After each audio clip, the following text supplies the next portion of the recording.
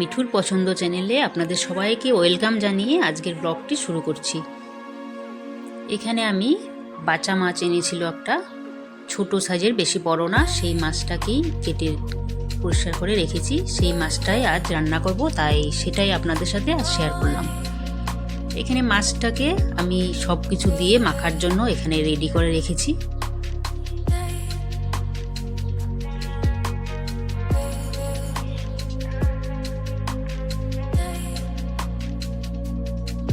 এখানে এখন যা যা লাগে সব দিয়ে দিব। এখানে হলুদ দিয়ে দিয়েছি হাফ চামচ পরিমাণে, ছোট্ট চামচে, আর নুন দিয়ে দিলাম পরিমাণ মতো। হাফ চামচ কাশ্মীরি লঙ্কার গুঁড়ো দিলাম।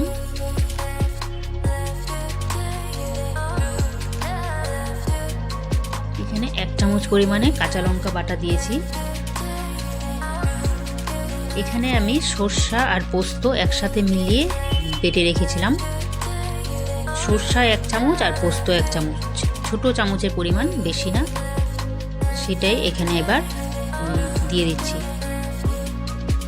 মাছও খুব অল্প পরিমাণে, তার জন্য অল্পই বেটেছি। 1 চামচ ছোট চামচের সরষা আর 1 চামচ পোস্ত।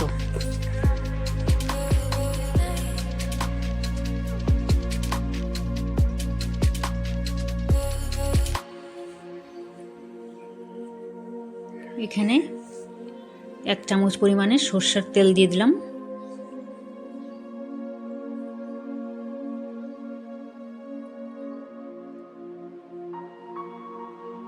এটাকে এবার আমি ভালো করে মেখে নেব।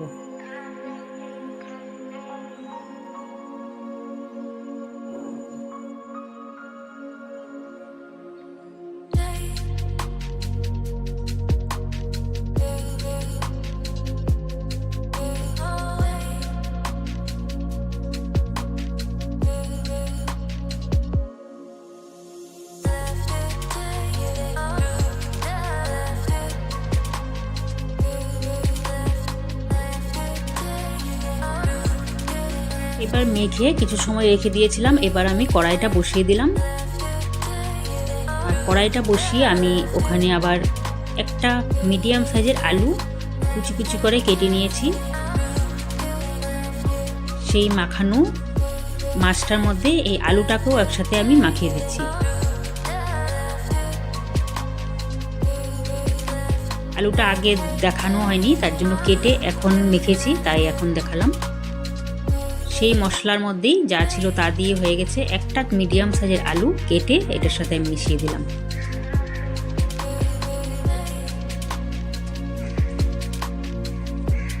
এবার মাখাগুলো সব একসাথে এখানে আমি কড়াইতে দিয়ে দেব। আগে মাছগুলো নিয়ে দিচ্ছি ভালো করে, তারপর আলুগুলিও দিয়ে দেব।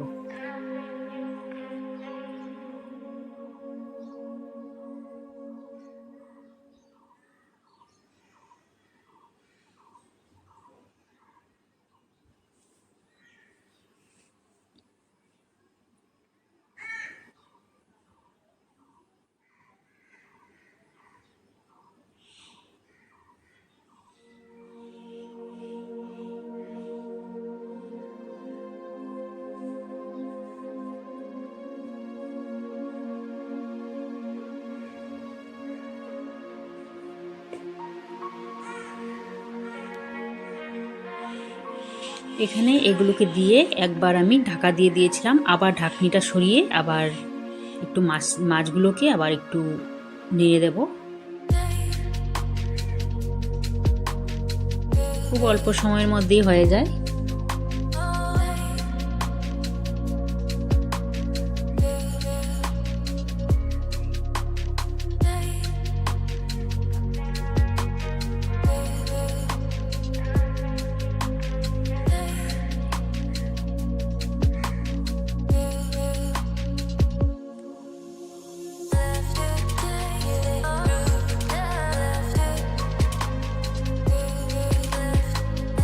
আবার উল্টিয়ে আবার একবার ঢেকে দিয়েছি। এবার ঢাকনাটা সরিয়ে আমি যে বাটিতে মেখেছিলাম সেই বাটিতেই জল দিয়ে, অল্প পরিমাণে জল দিয়ে দিয়েছি।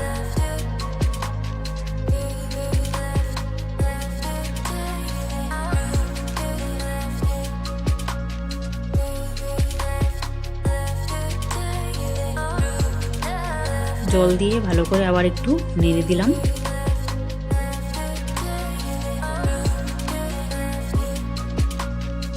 আলুটা প্রায় বয়েল হয়ে গেছে, সেদ্ধ হয়ে গেছে, তাই আর বেশিটা সময় রাখতে হবে না।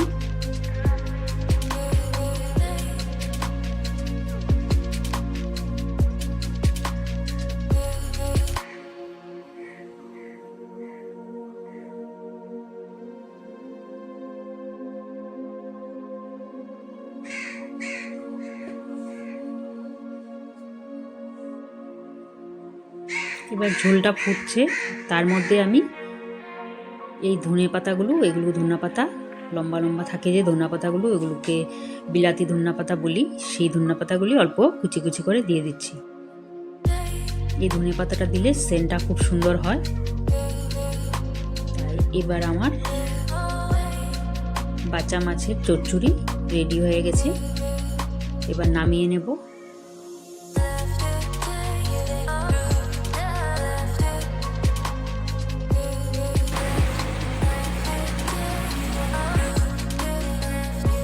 তাই প্লেটে একটা ঢেলে নিলাম আমার মাছ চচ্চড়ি।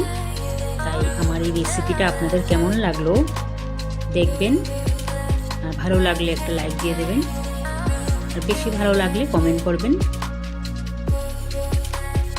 তাই আজকে ভিডিওটি এতটুকুই, আবার আসবো কোনোদিন নতুন একটি ভিডিও নিয়ে। ততক্ষণের জন্য আবার আসবো। আপনারা সবাই ভালো থাকবেন, সুস্থ থাকবেন।